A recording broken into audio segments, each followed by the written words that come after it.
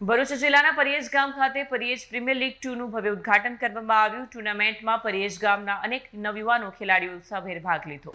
ભરૂચ જિલ્લાના પરિયેજ ગામ ખાતે પરિયેજ પ્રીમિયર લીગ 2નું ભવ્ય ઉદ્ઘાટન કરવામાં આવ્યું। ગામના પ્રતિભાશાળી અને રમતગમતમાં રસ ધરાવતા યુવાનોને પોતાની પ્રતિભા દર્શાવવાની તક મળે તેમજ તેઓ આગળ વધે તે હેતુથી આ લીગનું આયોજન કરાયું છે।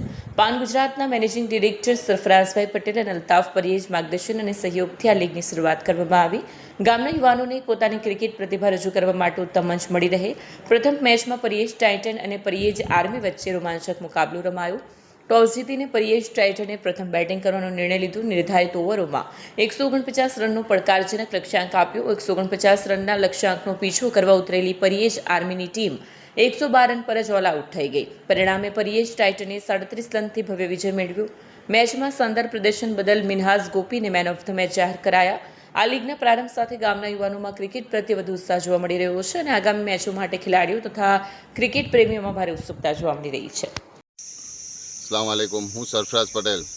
ગયા વર્ષે અમે 2025માં પીપીએલ એટલે કે પરિયેજ પ્રીમિયર લીગનું આયોજન કરેલું હતું। તે કાફી સફળતાપૂર્વક અને સારી રીતે થયું હતું ને ગયા વર્ષે 200 જેવા ખેલાડીઓએ હિસ્સો લીધેલો હતો, ફોર્મ ભરેલા હતા ને આ વર્ષે 2026માં પણ એનું અમે આયોજન કર્યું અને એમાં 300 જેટલા ખેલાડીઓએ ફોર્મ ભરેલા છે અને 80 જેટલા ખેલાડીઓ ચોઇસ થયેલા છે।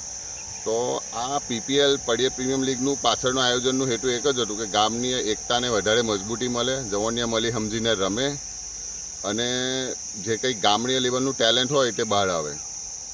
વિડીયો જર્નાલિસ્ટ વિરેન્દ્ર પાટીલ સાથે સજ્જડ ટીવી ન્યૂઝ ભરૂચ।